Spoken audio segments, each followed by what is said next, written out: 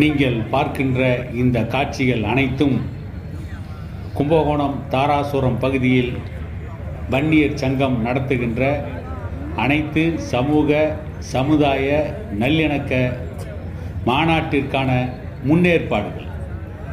இந்த மாநாடு நடைபெறும் இடத்தை சுற்றி கிட்டத்தட்ட 9 பகுதிகளிலும் இதை போலவே ஃப்ளக்ஸ் பேனர்கள் வைக்கப்பட்டிருக்கிறது. சாலையின் நடுவில் வன்னியர் சங்க கொடிகள் பட்டொலி வீசி பறந்து கொண்டிருக்கிறது. இதற்கு முன்பு திருவண்ணாமலையில் நடத்திய உழவர் பேரியக்க மாநாட்டை மிஞ்சுகின்ற வகையில் இந்த சோழ மண்டல வன்னியர் சங்க மாநாட்டை நடத்தி காட்ட வேண்டும் என்று கும்பகோணம், மயிலாடுதுறை, இதை சுற்றியிருக்கின்ற பல்வேறு மாவட்டங்களை சார்ந்த சோழ மண்டலத்திற்கு உட்பட்ட வன்னியர் சங்கம், பாட்டாளி மக்கள் கட்சி நிர்வாகிகள் பம்பரம் போல் சுழன்று வேலை பார்த்து கொண்டிருக்கிறார்கள். ஒவ்வொரு பக்கமும் தன்னுடைய பணிகளை பிரித்து மிக சிறப்பாக செவ்வனே செய்து கொண்டிருக்கிறார்கள்.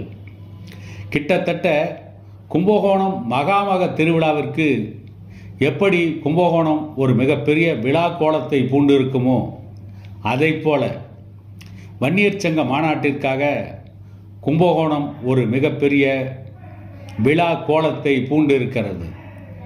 அந்த அளவிற்கு கும்பகோணத்தில் இன்றைக்கு பாட்டாளி மக்கள் கட்சியை சார்ந்தவர்கள் மிகவும் தீவிரமாக தூங்காமல் ஓயாமல் ஒளியாமல் வேலைகளை செய்து கொண்டிருக்கிறார்கள்.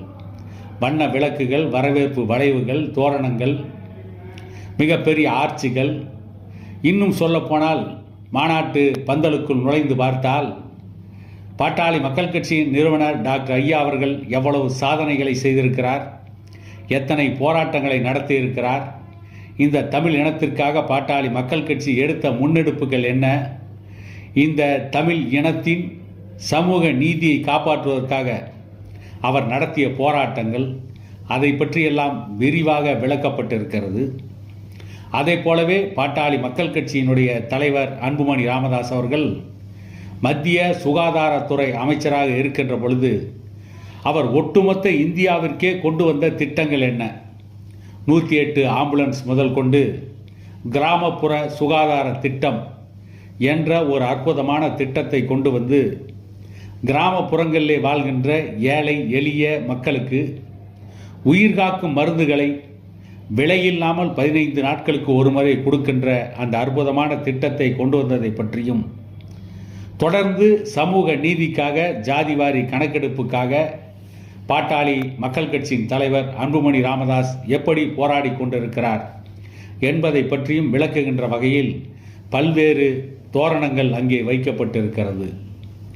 வானத்து நட்சத்திரங்களையே பறித்து வந்து வண்ண விளக்குகளாக தோரணம் கட்டி தொங்க விட்டு விட்டார்களா பாட்டாளிகள், வன்னியர் சங்கத்தை சார்ந்தவர்கள் என்று திகைத்து நிற்கின்ற அளவிற்கு மாநாட்டு அரங்கம் வண்ண விளக்குகளால் அலங்கரிக்கப்பட்டிருக்கிறது. இன்னொரு பக்கம் மாநாட்டில் கிட்டத்தட்ட ஒரு 20,000 நாற்காலிகள் அனைவரும் அமரத்தக்க வகையில் போடப்பட்டிருக்கிறது. இந்த மாநாட்டில் குறைந்தபட்சம் 8 லட்சம் பேர் கூடுவார்கள் என்ற எதிர்பார்ப்பு இருக்கிறது. அப்படி 8 லட்சம் பேரை கூட்டி இந்த மாநாட்டில் ஒரு முக்கியமான அறிவிப்பை வெளியிட வேண்டும் என்று பாட்டாளி மக்கள் கட்சியின் நிறுவனர் டாக்டர் ஐயா அவர்கள் முடிவு செய்திருப்பதாகவும் ஒரு செய்தி வந்து கொண்டிருக்கிறது. ஆண்ட கட்சிகள், இன்றைக்கு ஆள்கின்ற கட்சிகள் கூட பாமக மாநாட்டின் ஏற்பாடுகளை பார்த்து திகைத்து போய் நிற்கிறார்கள். 50 ஆண்டுகள், 60 ஆண்டுகள், கிட்டத்தட்ட 1967ஆம் ஆண்டிலிருந்து இன்று வரை தமிழகத்தை ஆள்கின்ற திமுக, அண்ணா திமுக உள்ளிட்ட கட்சிகள் இப்படி ஒரு மாநாட்டை நடத்துமா என்று கும்பகோணத்தில் இருக்கின்ற மக்களே வியந்து பார்க்கிறார்கள்.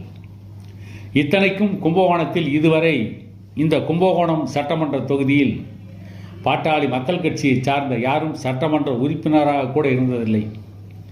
சமீபத்தில் நடந்த தேர்தலில் கூட மயிலாடுதுறை நாடாளுமன்ற தொகுதியில் பாட்டாளி மக்கள் கட்சி வெற்றி வாய்ப்பை இழந்தது. பூம்புகார் தொகுதியில் மட்டும் பாட்டாளி மக்கள் கட்சியை சார்ந்தவர் சட்டமன்ற உறுப்பினராக இருந்திருக்கிறார். அதை போலவே திருப்பனந்தாள் ஊராட்சி ஒன்றிய குழு தலைவராக பாட்டாளி மக்கள் கட்சியின் உழவர் பேரியக்க தலைவர் ஆலயமணி அவர்கள் ஒன்றிய குழு தலைவராக பொறுப்பு வகித்திருக்கிறார். கும்பகோணத்திற்குட்பட்ட ஆடுதுறை பேரூராட்சி தலைவராக இப்போதைய பாட்டாளி மக்கள் கட்சியின் மாவட்ட செயலாளர் மா.க. ஸ்டாலின் அவர்கள் பணியாற்றி கொண்டிருக்கிறார். அவ்வளவுதான், அதிகாரமிக்க பதவியில் இருந்தது இது மட்டுமே பாட்டாளி மக்கள் கட்சி இந்த தஞ்சை வடக்கு மாவட்டத்தில் இருந்த பொறுப்புகள்.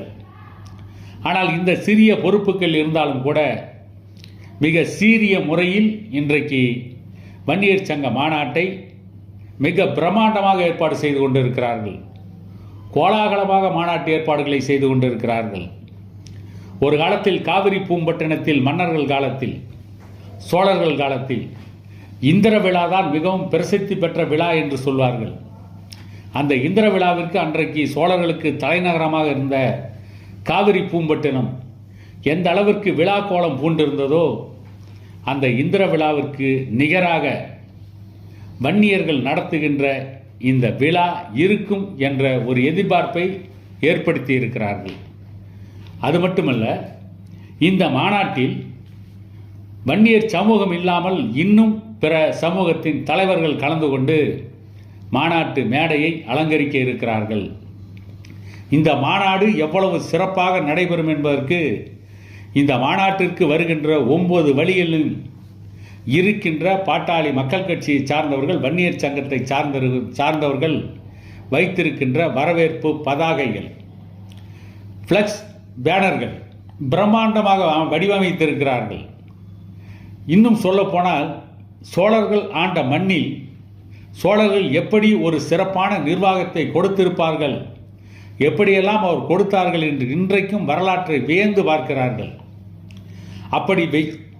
அப்படி வியந்து பார்க்கின்ற வகையில்தான் சோழர்கள் ஆண்ட இந்த மண்ணில் சோழ மண்டல வன்னியர் சங்க மாநாடு 23ஆம் தேதி மிக சிறப்பான ஏற்பாடுகளுடன் துவங்குகிறது.